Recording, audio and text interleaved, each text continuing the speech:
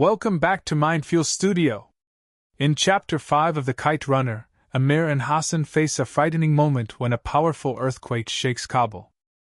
Soon after, we are introduced to a dangerous character named Assef, whose actions begin to create tension in the story. Let's see what happens next. Something roared like thunder. The earth shook a little and we heard the _rat-a. Tat-tat of gunfire. "Father!" Hassan cried. We sprung to our feet and raced out of the living room. We found Ali hobbling frantically across the foyer. "Father! What's that sound?" Hassan yelped, his hands outstretched toward Ali. Ali wrapped his arms around us. A white light flashed, lit the sky in silver. It flashed again and was followed by a rapid staccato of gunfire. "They're hunting ducks," Ali said in a hoarse voice. "They hunt ducks at night, you know. Don't be afraid."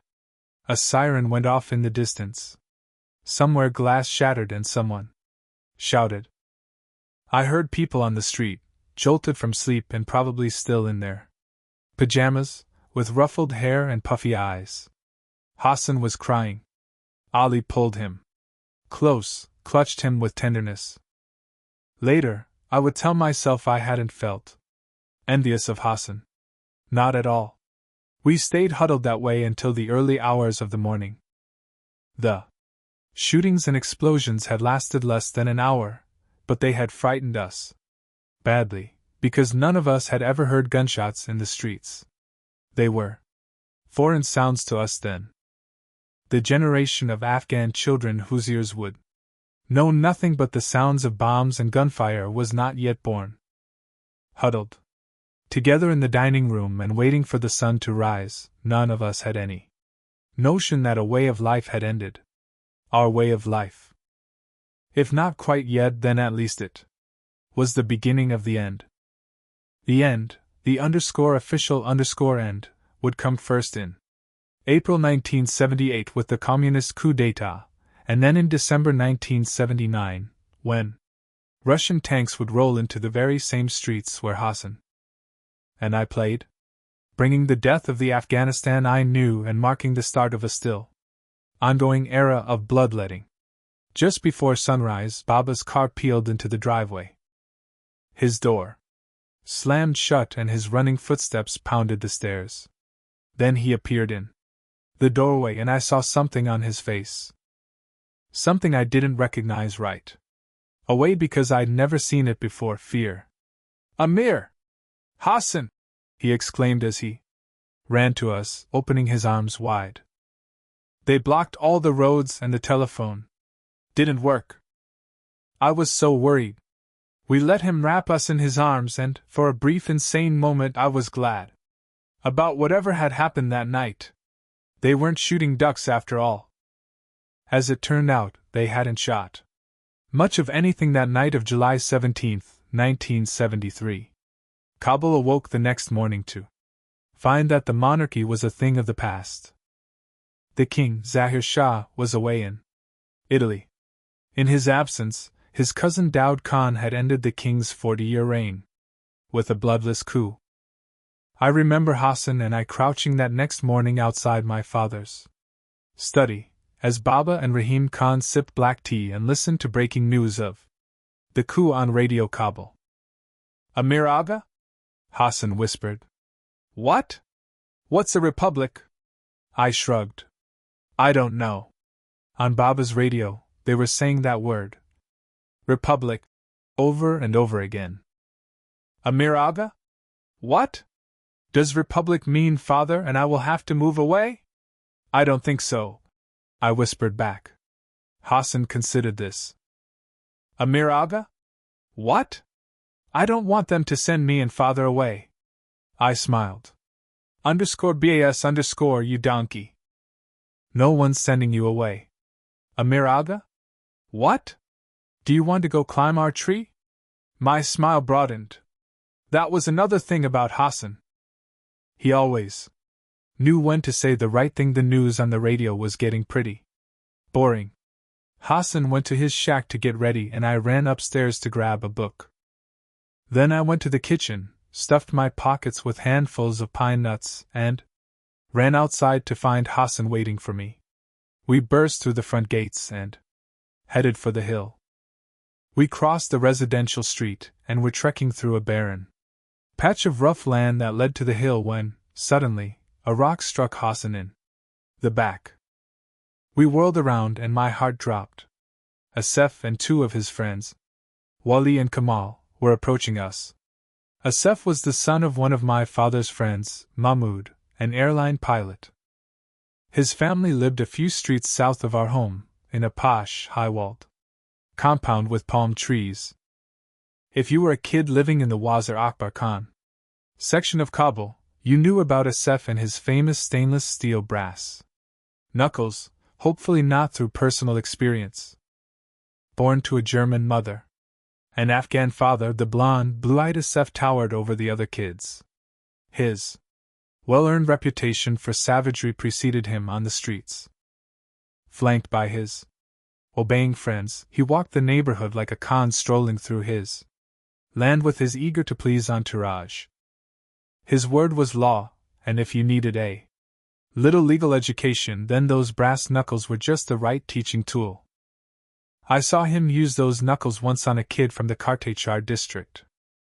I will never forget how Assef's blue eyes glinted with a light not entirely sane and how he grinned, how he grinned as he pummeled that poor kid unconscious. Some of the boys in Wazir Akbar Khan had nicknamed him Assef_Gashkor_ or Assef, the ear eater.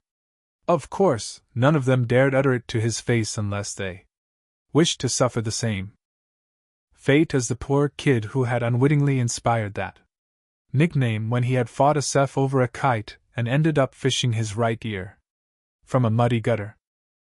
Years later, I learned an English word for the creature that Assef was, a word for which a good Farsi equivalent does not exist. Sociopath. Of all the neighborhood boys who tortured Ali, Assef was by far the most relentless. He was, in fact, the originator of the Babalu jeer, _hey Babalu, who did you eat today? Huh! Come on, Babalu, give us a smile. And on days when he felt particularly inspired, he spiced up his badgering a little, _hey, you flat-nosed Babalu, who did you eat today?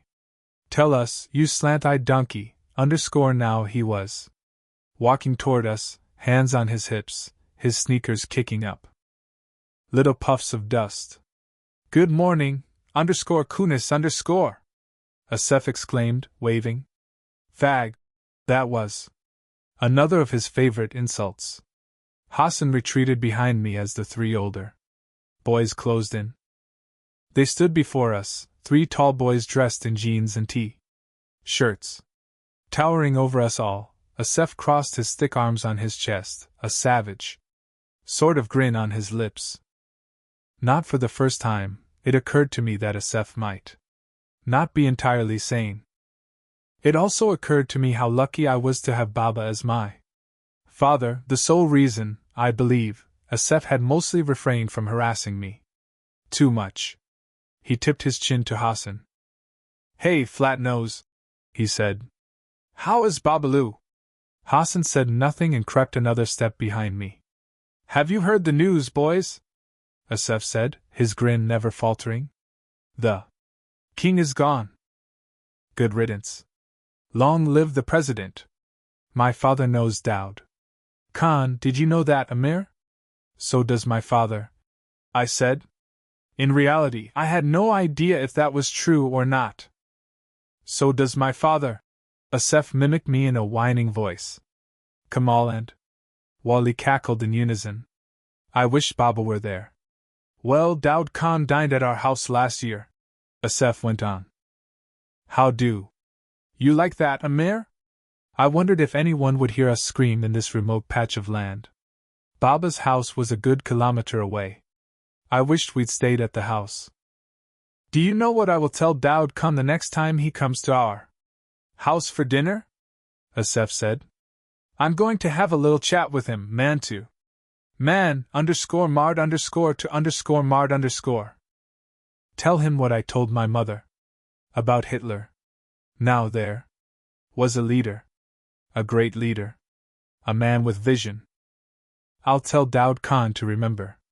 That if they had let Hitler finish what he had started, the world be a better place.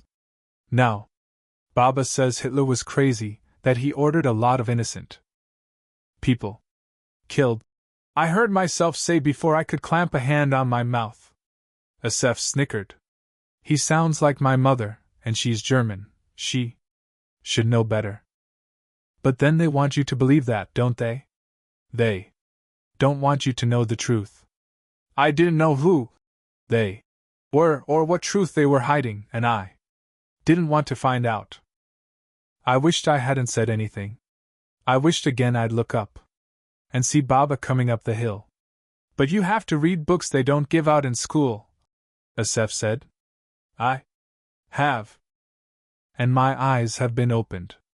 Now I have a vision, and I'm going to share it with our new president. Do you know what it is? I shook my head. He'd tell me anyway. Assef always answered his own questions. His blue eyes flicked to Hassan. Afghanistan is the land of Pashtun. It always has been, always will be.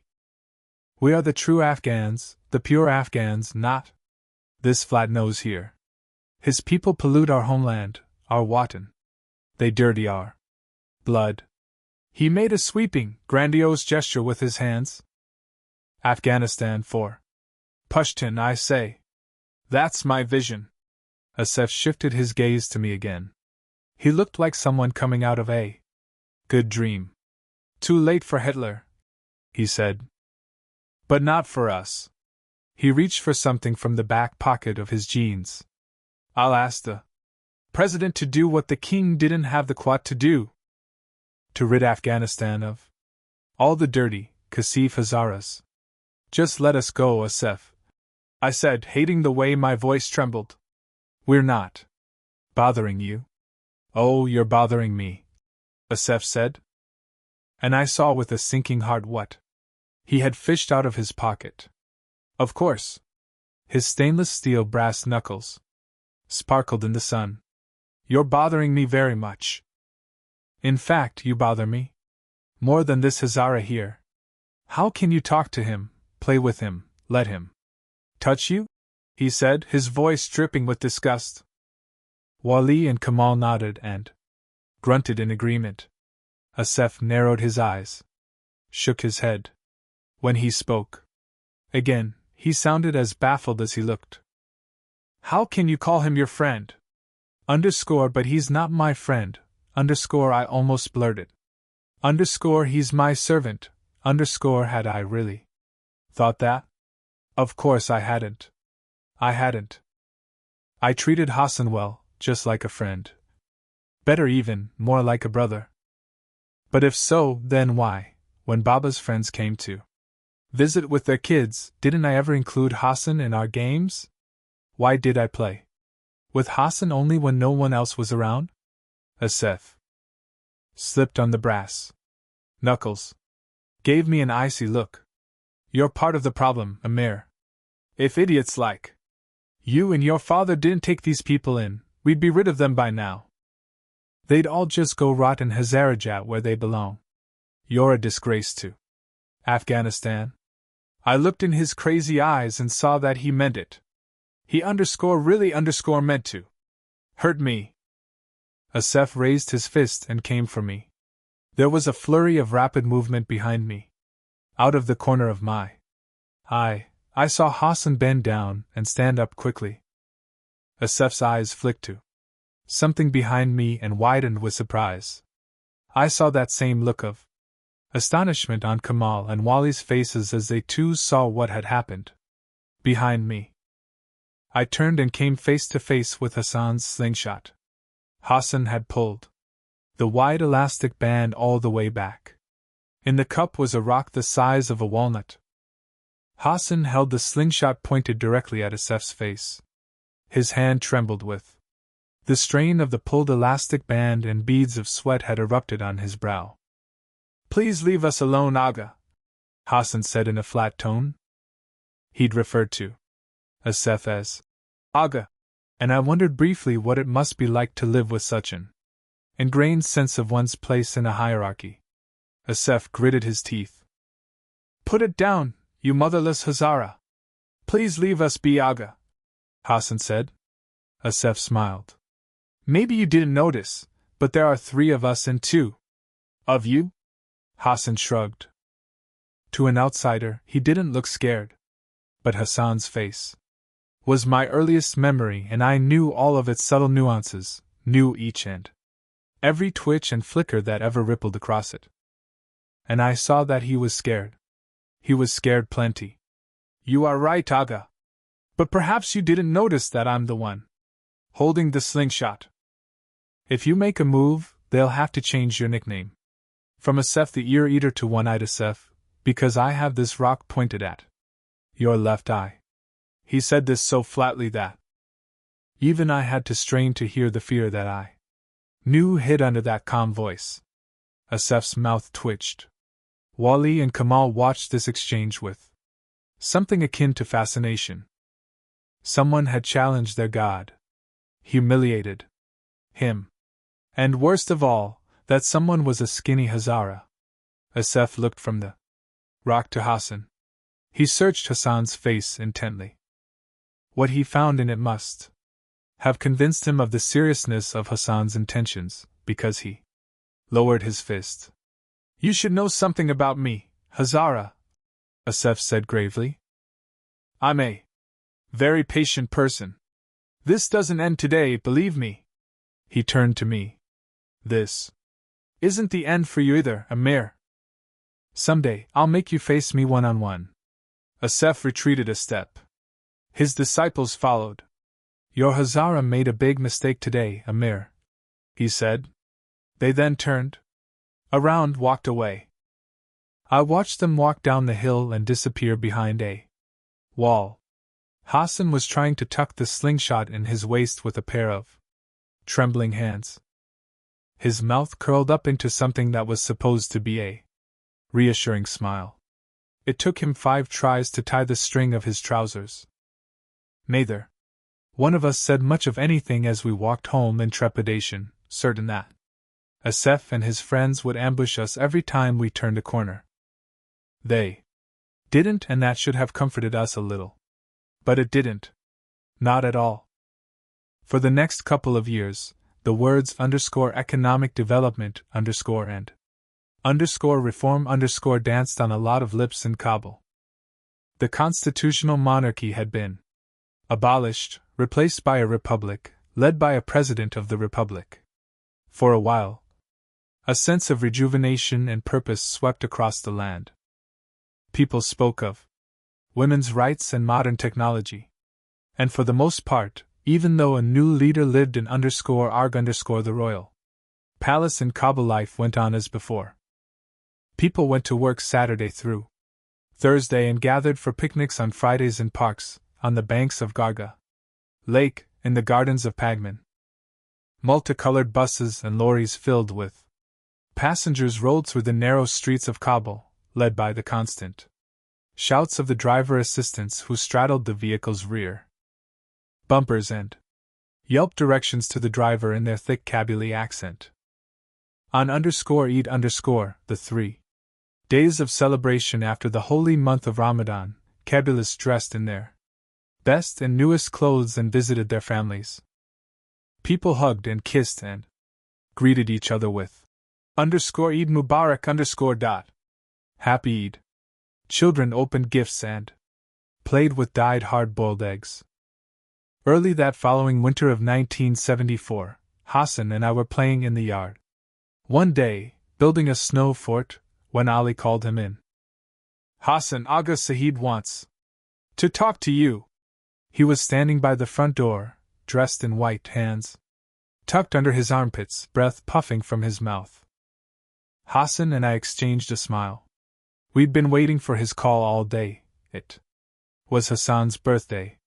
What is it, father, do you know? Will you tell us? Hassan said. His eyes were gleaming. Ali shrugged. Aga Sahib hasn't discussed it with me. Come on, Ali, tell us, I pressed. Is it a drawing book? Maybe a new pistol? Like Hassan, Ali was incapable of lying. Every year, he pretended not to know what Baba had bought Hassan or me for our birthdays. And every year, his eyes betrayed him, and we coaxed the goods out of him. This time, though, it seemed he was telling the truth. Baba never missed Hassan's birthday. For a while, he used to ask Hassan what he wanted, but he gave up doing that because Hassan was always too modest to actually suggest a present. So every winter Baba picked something out himself. He bought him a Japanese toy truck one year, an electric locomotive, and train track set another year. The previous year, Baba had surprised Hassan with a leather cowboy hat just like the one Clint Eastwood wore, and underscore the good, the bad, and the ugly underscore which had unseated underscore the magnificent. 7 underscore as our favorite Western. That whole winter, Hassan and I took turns wearing the hat and belted out the film's famous music as we climbed mounds of snow and shot each other dead. We took off our gloves and removed our snow-laden boots at the front door.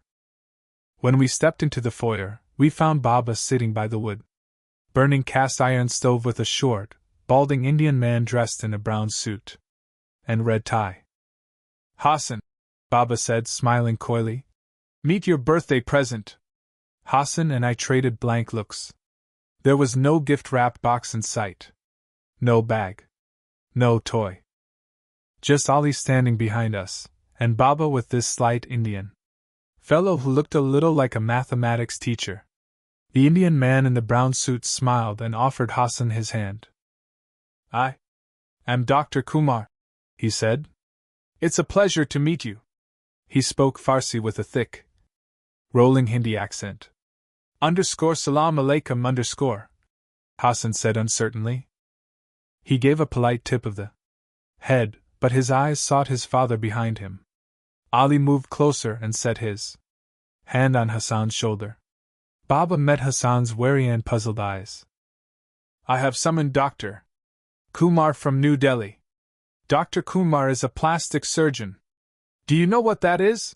The Indian Mandyar, Kumar said. Hassan shook his head. He looked to me for help, but I shrugged. All I knew was that you went to a surgeon to fix you when you had appendicitis. I knew this because one of my classmates had died of it the year before, and the teacher had told us they had waited too long to take him to a surgeon. We both looked to Ali, but of course with him you could never tell. His face was impassive as ever, though something sober had melted into his eyes. Well, Dr. Kumar said, my job is to fix things on people's bodies. Sometimes their faces.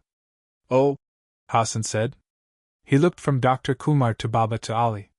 His hand touched his upper lip. Oh, he said again. It's an unusual present, I know, Baba said.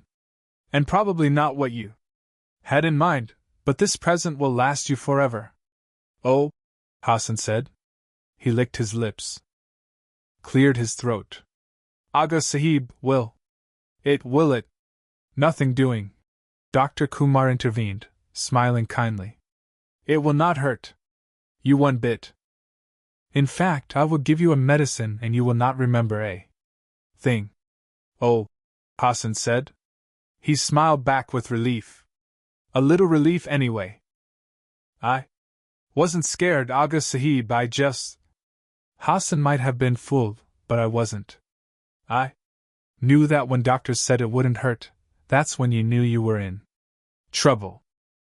With dread I remembered my circumcision the year prior.